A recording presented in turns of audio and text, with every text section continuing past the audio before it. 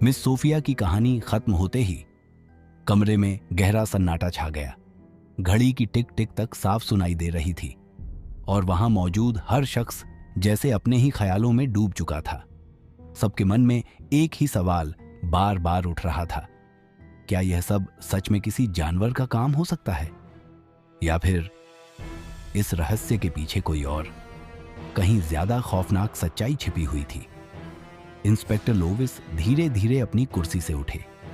उनकी आंखों में एक अजीब सी गंभीरता थी, जैसे वो किसी अनकहे डर को समझने की कोशिश कर रहे हों।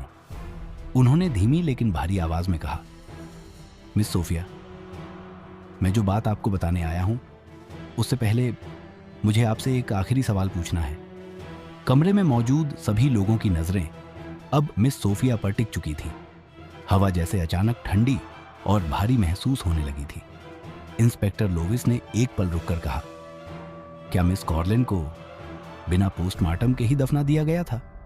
कुछ सेकंड की खामोशी, और फिर उन्होंने दूसरा सवाल किया, और अगर यह काम किसी जानवर का था, तो क्या उस जानवर ने उनके मांस को खाने की कोशिश नहीं की थी? यह सवाल सुनते ही मिस सोफिया का चेहरा सफेद पड़ गया। उनकी सांसें तेज हो गईं, होंठ कांपने लगे और उनकी आंखों में डर के साथ साथ आंसू भी भर आए। ऐसा लग रहा था जैसे वो सिर्फ डर नहीं रही थी, बल्कि किसी ऐसे रहस्य को अपने भीतर दबाए बैठी थीं, जिसका सच बाहर आने से शायद सब कुछ बदल सकता था। कमरे में पसरा सन्नाटा अब और भी डरावना हो चुका था। इंस्पेक्टर लॉविस ने मिस सोफिया की आंखों में उतरते डर को साफ महसूस कर लिया था। उनकी अनुभवी निगाहें बता रही थीं कि मिस सोफिया सिर्फ डर नहीं रही थीं, बल्कि किसी गहरे और खौफनाक राज को अपने भीतर छिपाए बैठी थीं। कुछ पल के लिए इंस्पेक्टर लोविस खामोश रहे। उनके चेहरे पर गंभीरता थी और दिमाग में जैसे कई सवाल एक साथ घूम रहे थे। मिस सोफिया को इस हालत में देखना उन्हें बिल्कुल अच्छा नहीं लग रहा था, लेकिन सच तक पहुंचने के लिए यह जरूरी था। चोरी हुई लाश का रहस्य अब सिर्फ एक केस नहीं रह गया था। यह एक ऐसा अंधेरा सच बन चुका था जो धीरे धीरे सबको अपनी गिरफ्त में ले रहा था। इंस्पेक्टर लॉविस ने गहरी सांस ली और अचानक अपना अंदाज बदलते हुए बोले, मिस सोफिया, छोड़िए, अभी के लिए उन सवालों को यहीं रोक देते हैं। कमरे में बैठे लोग हैरानी से उन्हें देखने लगे। लॉविस ने धीमी लेकिन और भी भारी आवाज में आगे कहा, मैं जो बात अब आपको बताने जा रहा हूं वो बहुत जरूरी है। उन्होंने कुछ सेकंड का लंबा विराम लिया, जैसे शब्द चुनने में भी उन्हें सावधानी बरतनी पड़ रही हो। फिर उन्होंने धीरे से कहा, यह बात आपकी बेटी मिस कॉर्लिन से जुड़ी हुई है। यह सुनते ही मिस सोफिया का चेहरा एकदम पीला पड़ गया। उनकी आंखें फैल गईं, सांसें तेज हो गईं और उनके चेहरे पर छिपा हुआ डर अब सबके सामने साफ दिखाई देने लगा। कमरे का माहौल अचानक और ठंडा और डरावना हो गया था। ऐसा लग रहा था जैसे कोई अदृश्य सच अब धीरे धीरे पर्दे के पीछे से बाहर आने वाला हो। इंस्पेक्टर लॉविस ने कमरे में फैली भारी खामोशी को तोड़ते हुए धीमी लेकिन सख्त आवाज में कहा, इनसे मिलिए, ये हैं मिस्टर जिम और ये उनकी मां मिस मेरी। कमरे में मौजूद हर शख्स की नजर अचानक उन दोनों पर टिक गई। मिस सोफिया की धड़कन जैसे अनजाने डर से तेज होने लगी। इंस्पेक्टर लोविस ने गहरी सांस लेते हुए आगे कहा, दरअसल आज सुबह मिस्टर जिम रोज की तरह टहलने निकले थे। चलते चलते वो उस पुराने कब्रिस्तान तक पहुंच गए जहां उनके पिता को दफनाया गया था। वही कब्रिस्तान जहां आपकी बेटी कॉर्लिन को भी दफनाया गया था। कमरे का माहौल अचानक और भारी हो गया। मिस्टर जिम ने बताया कि कब्रिस्तान में सब कुछ सामान्य लग रहा था, लेकिन फिर उनकी नजर एक कब्र पर पड़ी जिसके चारों तरफ की मिट्टी अजीब तरीके से बिखरी हुई थी, जैसे किसी ने हाल ही में उसे खोदा हो। मिस सोफिया की सांसें अब तेज हो चुकी थीं। उनके हाथ हल्के हल्के कांपने लगे। इंस्पेक्टर लोविस ने धीमे स्वर में कहा, शक होने पर जब ये पास गए और मिट्टी हटाकर देखा, वह कुछ पल के लिए रुक गए। कमरे में मौजूद हर व्यक्ति की धड़कन जैसे थम गई। तो वह कब्र खाली थी।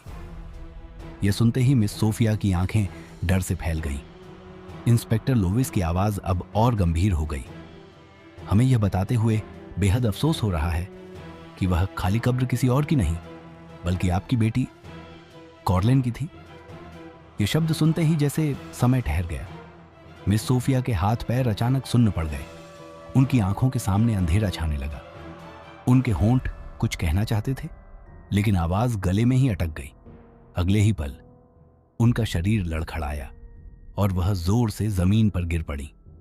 कमरे में अफरा तफरी मच गई, लेकिन उस अफरा तफरी के बीच इंस्पेक्टर लोविस की निगाहें किसी अनजाने शक में गहराती जा रही थीं, जैसे यह कहानी अभी शुरू ही हुई हो। मिस सोफिया के बेहोश होते ही कमरे में अफरा तफरी मच गई। जल्द ही उन्हें संभालकर सोफे पर लिटाया गया। किसी ने जल्दी से पानी लाकर उनके चेहरे पर छींटे मारे। ठंडी पानी की बूंदें उनके पीले पड़ चुके चेहरे पर धीरे धीरे फिसलने लगी। कुछ ही पलों बाद उनकी उंगलियां हल्के हल्के हिलने लगी। उनकी पलकों में कंपन हुआ, जैसे वो किसी भयानक सपने से बाहर आने की कोशिश कर रही हों। धीरे धीरे उन्होंने आंखें खोली। उनकी नजरें शून्य में टिकी हुई थीं, जैसे वो अभी भी उसी डरावनी खबर को समझने की कोशिश कर रही हों। उन्हें सहारा देकर बैठाया गया और कांपते हाथों से पानी का गिलास उनके होंठों तक लाया गया। उन्होंने मुश्किल से एक घूंट लिया, लेकिन उनके हाथ अब भी बुरी तरह कांप रहे थे। इंस्पेक्टर लोविस कुछ कदम दूर खड़े थे। उनकी तेज और गहरी नजरें मिस सोफिया के चेहरे को ध्यान से पढ़ रही थीं, जैसे वो उनके डर के पीछे छिपे किसी राज को तलाश रहे हों। कुछ पल की खामोशी के बाद इंस्पेक्टर लोविस धीमी मगर ठंडी आवाज में बोले, मिस सोफिया, फिलहाल आप आराम कीजिए, लेकिन यकीन मानिए, इस कब्र चोरी के पीछे जो भी है उसे हम ज्यादा देर तक छिपने नहीं देंगे। उन्होंने थोड़ा रुककर मिस सोफिया की आंखों में सीधे देखा। मैं इस राज को जल्द ही सबके सामने लाने की कोशिश करूंगा, और जो भी इसके पीछे होगा उसे ऐसी सजा मिलेगी कि वो मिसाल बन जाएगी। अगर जरूरत पड़ी तो मैं फिर आपसे मिलने आऊंगा। यह कहते हुए इंस्पेक्टर लोविस मुड़े। उनकी टीम भी चुपचाप उनके पीछे चल दी। कुछ ही पलों में पुलिस की गाड़ियों की आवाज घर के बाहर गूंजने लगी, और फिर धीरे धीरे वह आवाज दूर होती चली गई। घर में फिर से खामोशी छा गई, लेकिन यह खामोशी सामान्य नहीं थी। इसमें एक अनजाना डर घुल चुका था। मिस सोफिया अब भी सोफे पर बैठी थी। उनके चेहरे पर भय और बेचैनी की गहरी परछाइयां साफ दिखाई दे रही थीं। उनकी आंखें बार बार दरवाजे की तरफ उठ रही थीं, जैसे उन्हें किसी के लौट कर आने का डर हो, या शायद किसी के पहले से ही घर में मौजूद होने का एहसास। और तभी कमरे के कोने में रखी पुरानी घड़ी अचानक अपने आप टिक टिक करने लगी, जबकि वह कई दिनों से बंद पड़ी थी। मिस सोफिया की सांसें अचानक तेज हो गईं, जैसे यह सिर्फ एक चोरी नहीं, बल्कि किसी और भयावह कहानी की शुरुआत थी। रात के 11 बज चुके थे। सड़क पर पसरा सन्नाटा किसी अनजाने डर का एहसास करा रहा था। इंस्पेक्टर लोविस ने गाड़ी धीरे से रोकी और जिम उसकी मां को उनके घर के बाहर उतारा। जाते जाते उनकी आवाज में एक सख्त चेतावनी गूंज उठी, सुबह ठीक 8 बजे पुलिस स्टेशन पहुंच जाना, देर मत करना। जिम और उसकी मां के घर के दरवाजे बंद होते ही लोविस ने गाड़ी आगे बढ़ा दी। कुछ पल तक कार के अंदर अजीब सा सन्नाटा छाया रहा। सिर्फ इंजन की आवाज और दूर कहीं कुत्तों के भौंकने की धीमी गूंज सुनाई दे रही थी। अचानक इंस्पेक्टर लोविस ने अपनी पैनी नजरें टीम की ओर घुमाई और धीमी लेकिन गंभीर आवाज में पूछा, क्या तुम में से किसी ने मिस सोफिया के घर के चौकीदार को गौर से देखा था? कार में बैठे पुलिसकर्मी एक दूसरे का चेहरा देखने लगे। तभी पीछे सीट पर बैठे एक कांस्टेबल ने हिचकिचाते हुए बोलना शुरू किया, सर, मैंने उसे देखा था। लोविस की आंखें सिकुड़ गईं। क्या देखा तुमने? कांस्टेबल ने गहरी सांस ली, मानो उस पल को याद करते हुए उसका गला सूख गया हो। वो दरवाजे के पीछे छुपकर हमारी सारी बातें सुन रहा था सर। उसकी परछाई साफ दिखाई दे रही थी और जब हम वहां से निकलने लगे, कांस्टेबल कुछ सेकंड के लिए रुक गया। गाड़ी के अंदर तनाव और गहरा हो गया। आगे बोलो। लोविस की आवाज अब और ठंडी हो चुकी थी। सर, जैसे ही हम बाहर आए वो अचानक घबराकर तेजी से भागा, सीधे बाहर वाले गेट की तरफ। ऐसा लग रहा था जैसे वो हमसे बचकर निकलना चाहता हो या फिर किसी को खबर देने जा रहा हो। कार में एकदम सन्नाटा छा गया। इंस्पेक्टर लोविस की आंखों में शक की चमक उभर आई। उन्होंने खिड़की के बाहर अंधेरे में झांकते हुए धीरे से कहा, लगता है इस केस में जितना दिख रहा है उससे कहीं ज्यादा छुपा हुआ है। दूर आसमान में बादल गरजे, मानो आने वाले तूफान की चेतावनी दे रहे हों। कुछ ही देर में सब पुलिस स्टेशन पहुंच चुके थे, लेकिन आज स्टेशन का माहौल सामान्य नहीं था। हवा में अजीब सी बेचैनी घुली हुई थी। कॉरिडोर में खड़े सिपाहियों के चेहरे पर तनाव साफ झलक रहा था और धीमी आवाज में हो रही बातचीत अचानक लोविस को देखते ही थम जाती थी। इंस्पेक्टर लोविस जैसे ही अंदर दाखिल हुए, ड्यूटी पर खड़े एक सिपाही तेजी से उनकी ओर बढ़ा। उसकी आवाज में घबराहट साफ झलक रही थी। सर, कब्रिस्तान से एक और बहुत डराने वाली खबर आई है। सीनियर अधिकारी ने आदेश दिया है कि जैसे ही आप आएं, तुरंत उनके कमरे में पहुंचे। यह सुनते ही लोविस के चेहरे पर तनाव की लकीरें गहरी हो गईं। उनकी सांसें धीमी और भारी हो गईं। बिना कुछ कहे वे लंबे कॉरिडोर से गुजरते हुए सीनियर अधिकारी के कमरे की ओर बढ़ने लगे।